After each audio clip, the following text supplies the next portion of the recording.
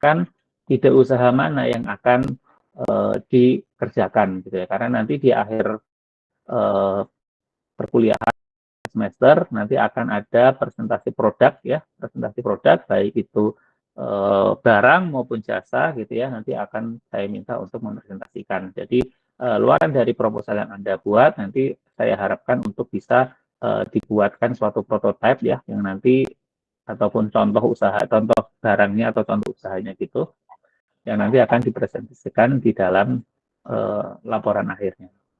Sehingga penilaian untuk PCBL yang pertama itu selain proposal, presentasi, ya, kemudian juga nanti ada peer assessment. Jadi Anda menilai kinerja masing-masing anggota kelompok. Nah, untuk anggota kelompok saya serahkan ke masing-masing Anda gitu ya. Namun ada satu ketentuan, yakni tidak boleh satu kelompok itu semuanya satu prodi. Ya, harus ada karena ini ada 4 prodi ya kalau nggak salah, ya minimal 3 prodi lah, minimal 3 prodi yang berbeda. Jadi diharapkan nanti memiliki sudut pandang yang berbeda-beda gitu ya. Namun nanti mampu memberikan mengkonstruksi menjadi suatu ide yang baik sekali. Sampai sini jelas semuanya?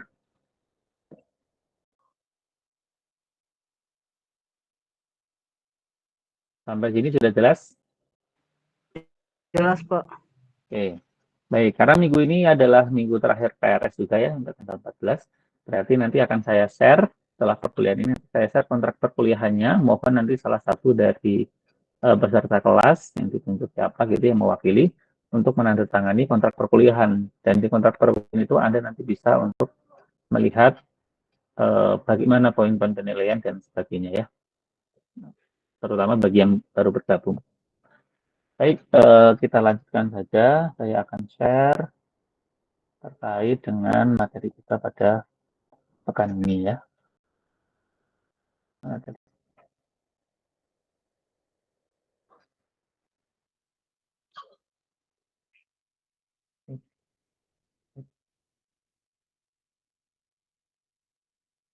Bentar. Bentar.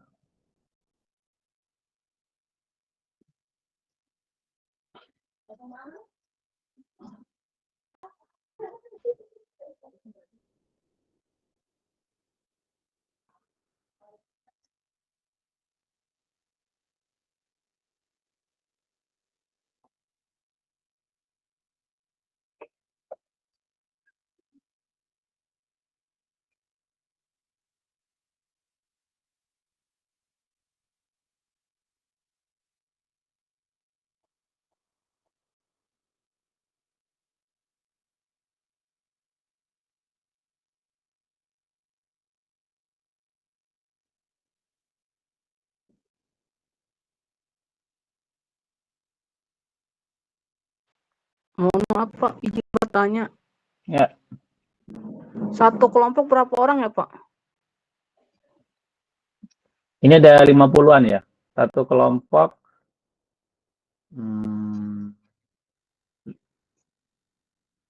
dibikin 5 kelompok aja, 10-an ya. 10 sampai 11. Baik, Pak. Oke, baik. Semuanya sudah bisa melihat ini ya? Sudah, Pak. Ini kok terlihatnya nggak maksimal ya?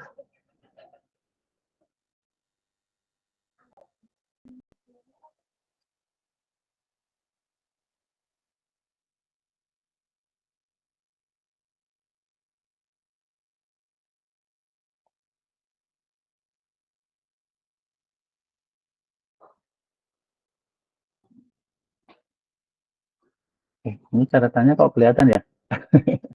Udah ini caranya gimana? Saya ini aja lah. Nanti terbaca.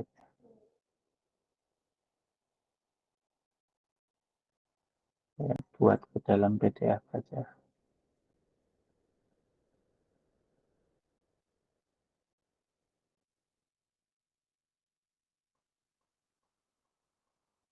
Bentar ya. Silakan ada pertanyaan mungkin yang baru bergabung atau yang lain mungkin silakan kalau misalkan ada pertanyaan.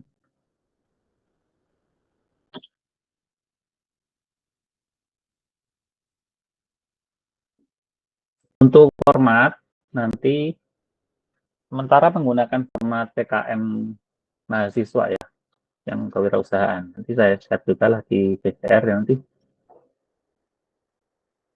Tapi rencananya itu saya ingin Anda memasukkan proposal PKM ini nanti ke kuliah, ke ini apa namanya, kompetisi wirausaha kemahasiswaan ITERA ya.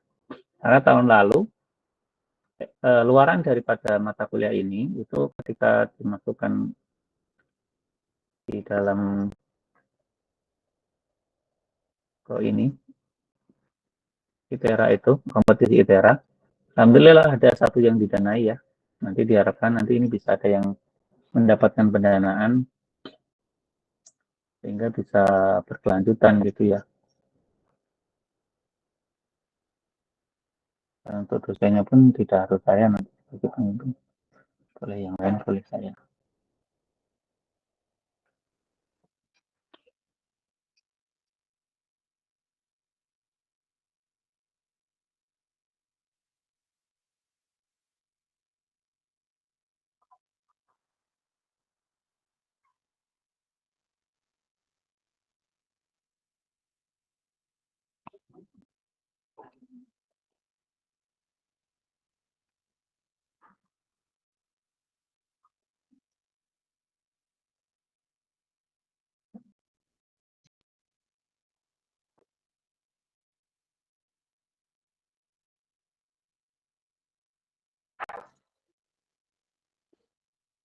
Oke, baik.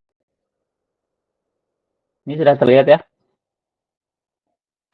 Sudah, Jadi Pak. setelah kita kemarin mendapatkan ide gitu ya, langkah selanjutnya apa? Nah, selanjutnya kita coba challenge ide tersebut dengan menggunakan tekniknya studi kelayakan usaha.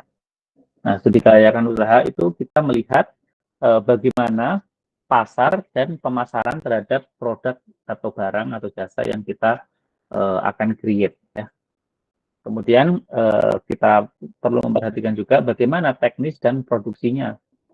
Apakah ribet ya, apakah mudah gitu ya. Kemudian produksinya apakah bisa massal ataupun skala rumahan atau skala UMKM gitu ya. Dan bagaimana melaksanaan produksinya itu ya. Nah, tentu saja setelah itu perlu adanya manajemen ya. Nah, kemudian yang perlu diperhatikan juga dari analisis kelayakan usaha ini adalah dari segi keuangan. Apakah nanti memerlukan pendanaannya ini, apakah perlu dana besar, dana menengah, atau dana kecil, dan juga bagaimana kita mendapatkan pendanaan tersebut. Lalu kita akan melihat bagaimana hukum dan perizinannya, serta analisis terhadap lingkungan ya. Nah, yang pertama terkait dengan pasar dan pemasaran. Nah, usaha tanpa studi kelayakan itu nantinya tentu saja akan menyebabkan adanya kegagalan di tengah jalan ya. Ini tentu saja bisa kita prediksi. Kalau kita melakukan usaha, tapi kita tidak melakukan analisis sebelumnya, ya tentu saja kemungkinan ataupun apa namanya chance dia akan mengalami kegagalan itu tentu saja akan lebih besar dibandingkan kita melakukan studi kelayakan sebelumnya. Kemudian tentu saja kalau gagal akan berpotensi bisnis berhenti beroperasi gitu ya. Ada ataupun misalkan jalan, tapi bisa saja kalau tanpa studi kelayakan kredit yang kita miliki akan macet karena kita tidak bisa apa namanya mengikuti persyaratan daripada kredit yang kita ambil gitu. Dan juga tentu saja akan adanya kegagalan dari segi investasinya. Nah, oleh karena itu dalam studi kelayakan ini kita perlu melihat apakah produk atau jasa yang ditawarkan ini marketable atau enggak. Ya. Apakah yang kita tawarkan, barang dan jasa yang kita tawarkan, ini diminati oleh pasar atau enggak ya, diminati oleh konsumen atau tidak. Nah, itu perlu kita cek apakah marketable atau enggak. Kemudian dari sisi produksi, apakah secara teknis itu dapat dilakukan ya? Tentu saja dilakukan ini tidak sekali produksi, habis itu kita tidak produksi lagi. Itu yang tidak kita harapkan kan. Nah, dari sisi produksi ini yang kita lihat adalah sustainabilitasnya. Kemudian dari sudut pandang manajemennya, apakah bisnis yang kita lakukan ini akan efektif dan efisien untuk dikerjakan ya. Kemudian dari tinjauan sisi hukumnya bagaimana? Termasuk usahanya ini legal atau ilegal gitu ya. Tentu saja kalau usahanya itu adalah yang ilegal, tentu saja dari sisi hukumnya sudah tidak layak untuk kita kerjakan lagi gitu ya, karena akan menyalahi hukum gitu ya.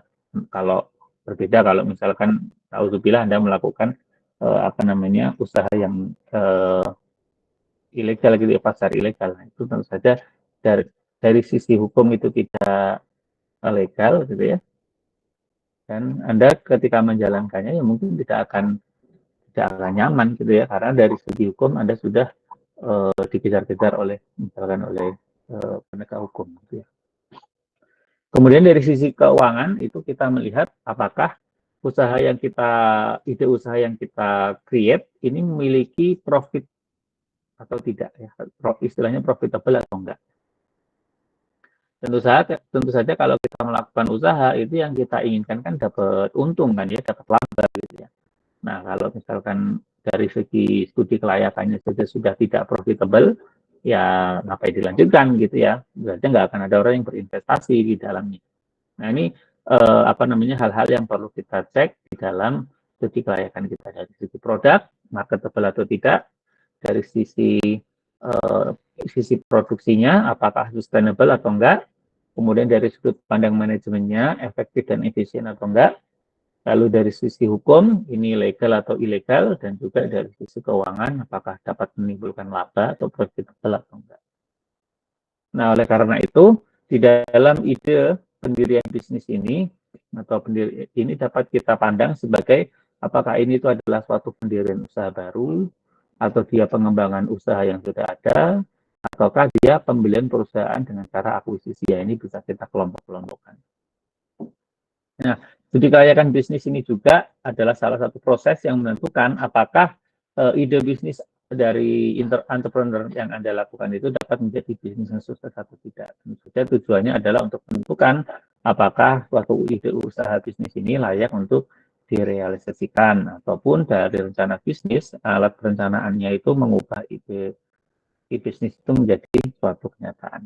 Mungkin Anda pernah mendengar ya di acara di salah satu stasiun TV swasta gitu ya, di mana ada misalkan UMKM gitu ya, yang presentasi produknya, kemudian ada beberapa pelaku bisnis ya, yang memberikan penilaian, memberikan masukan gitu ya. Nah, itu sebenarnya salah satu proses pitching yang sangat bagus sekali ya untuk UMKM kita gitu ya, untuk lebih berkembang ke depan gitu ya.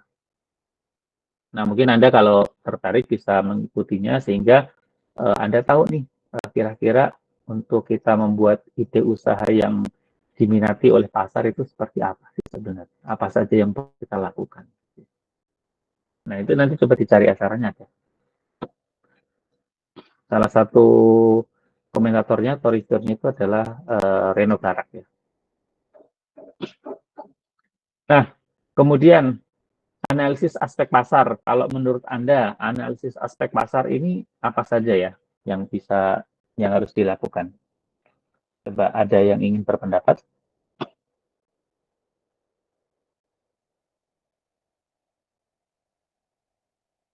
Halo? Supaya tidak mengantuk ya.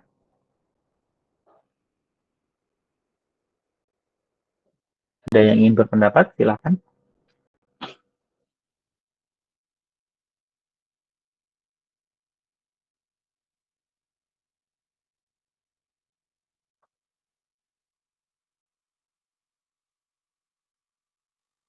Izin menjawab, Bapak. Silakan. Mungkin penentuan harga, terus pesan. Oke, harga, pesaing, dan peluangnya.